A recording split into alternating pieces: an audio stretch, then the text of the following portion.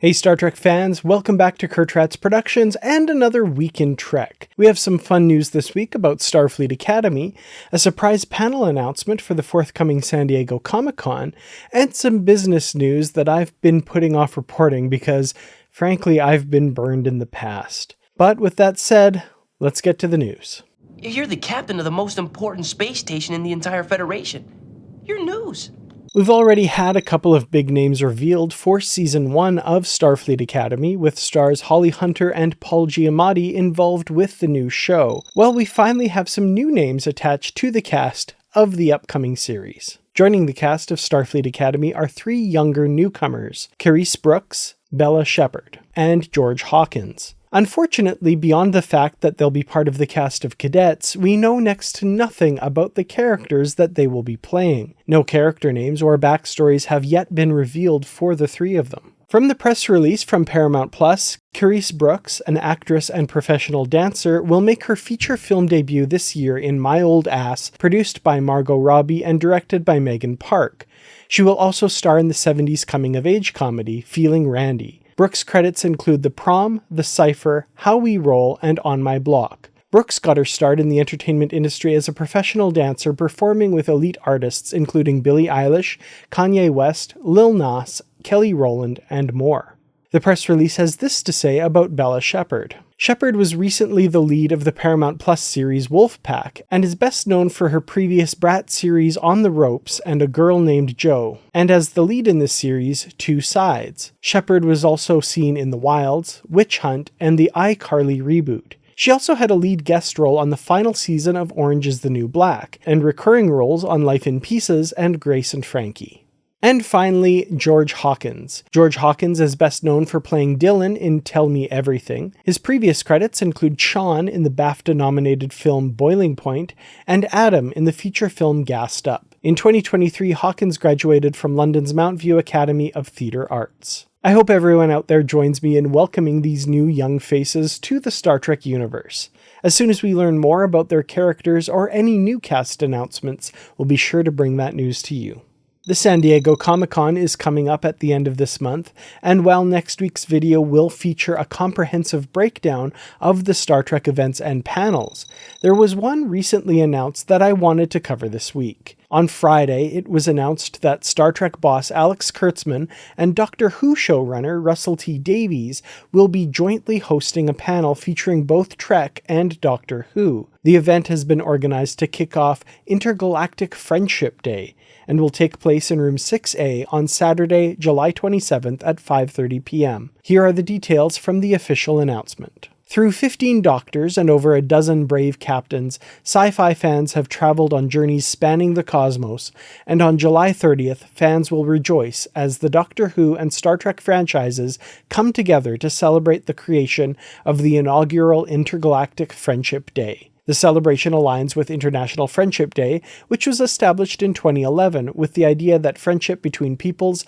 countries, cultures, and individuals can inspire peace efforts and build bridges between communities. Throughout both franchises' long histories, there have been numerous on-screen nods to each other that delight fans, and now the two pop culture titans Doctor Who and Star Trek are joining forces to spotlight shared values of friendship, hope, and fandom with fan celebrations, digital activations, and special giveaways. The collaboration will kick off at San Diego Comic-Con, where Alex Kurtzman, showrunner and executive producer of the Star Trek franchise, and Russell T Davies, showrunner and executive producer spearheading the Doctor Who Whoniverse, come together for an exclusive creator-to-creator conversation about the art of storytelling in alternative universes and to celebrate the power of friendship. Now, viewers of Doctor Who may remember a surprising reference to Star Trek in an episode that aired just this past season.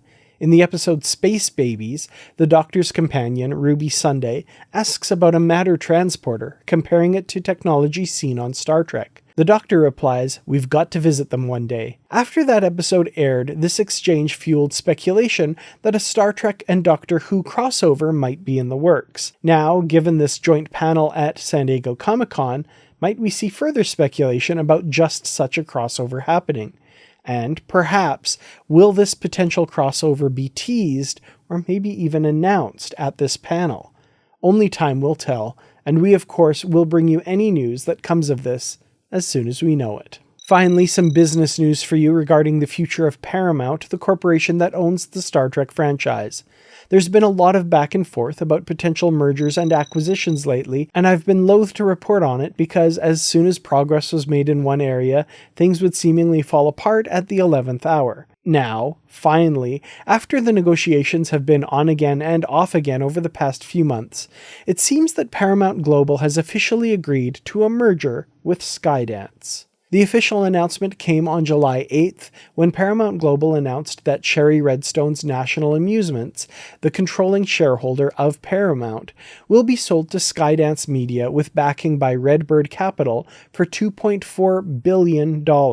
David Ellison, CEO of Skydance, had this to say in an official statement. This is a defining and transformative time for our industry and the storytellers, content creators, and financial stakeholders who are invested in the Paramount legacy and the longevity of the entertainment economy. I am incredibly grateful to Sherry Redstone and her family who have agreed to entrust us with the opportunity to lead Paramount. We are committed to energizing the business and bolstering Paramount with contemporary technology, new leadership, and a creative discipline that aims to enrich generations to come. Stripping away the corporate speak, what does this mean for the future of Star Trek? Well, much of that is uncertain at this point, but with Star Trek's role as such a huge cornerstone of Paramount's push into the streaming market with Paramount Plus, my guess is that the franchise will feature heavily in any future plans at Paramount. I will say that Skydance's acquisition of Paramount is likely one of the better outcomes for these negotiations as far as Star Trek is concerned. David Ellison himself was an executive producer on both Star Trek Into Darkness and Star Trek Beyond. This already established relationship between Skydance and the Star Trek universe bodes well for the future of the franchise, in my opinion. At this point, much of what comes out of this merger is simply speculation, but you can bet we'll be keeping a close eye on what transpires in the weeks and months going forward as this merger begins to take its final shape. Stay tuned. Sometimes I think you North Americans read nothing but comic books and those ridiculous science fiction novels. We have 2 new comic releases this week, both of them continuing the adventures of the flagship Star Trek series from IDW. First up is Star Trek number 22, with part 4 of the Pleroma storyline. Here's the synopsis. The meeting of the gods at the Pleroma continues as Captain Sisko confronts his celestial mother in the very fabric of space and time. Why was he called home to help in the fight against Kahless, only to be forbidden from attempting to protect the universe from the brutal aftermath? Meanwhile, Beverly Crusher boldly outmaneuvers the gods for an emotional reunion, and Ensign Lily Sato, torn between her best friend and feelings of disillusionment with Starfleet, contemplates a decision that could change everything with the push of a button. Star Trek number 22 is written by Collin Kelly and Jackson Lanzing, with art by Megan Levens. Also out on Wednesday is the Star Trek annual issue, which I previously mistakenly reported as coming out on July 3rd. Here's the synopsis of that issue to refresh your memory. With no one but himself to blame for his brother's sudden escape during the Klingon Day of Blood, Lieutenant Commander Data sheds his Starfleet uniform for an ensemble inspired by none other than Sherlock Holmes to track down Lor's whereabouts and figure out what sinister plans he's been scheming. With the one and only Miles O'Brien as his Watson at his side, there is no mystery that Detective Data can't solve. Acclaimed artist Rachael Stott joins Star Trek writers Jackson Lanzing and Collin Kelly in the latest installment of the Eisner-nominated series. Both Star Trek number 22 and the Star Trek Annual are released on Wednesday, July 17th. And that's a wrap on This Week in Trek. Thank you to the Patreon supporters, without whom I wouldn't be able to do these videos. To everyone else, thank you so very much for watching. Hit like if you enjoyed this update, and share it with someone you think might enjoy keeping up to date on the Star Trek universe. If you haven't already, be sure to subscribe to Kertrats Productions and turn notifications on so you don't miss a video. Thanks again for watching, and I'll see you in the next one. Live long and prosper.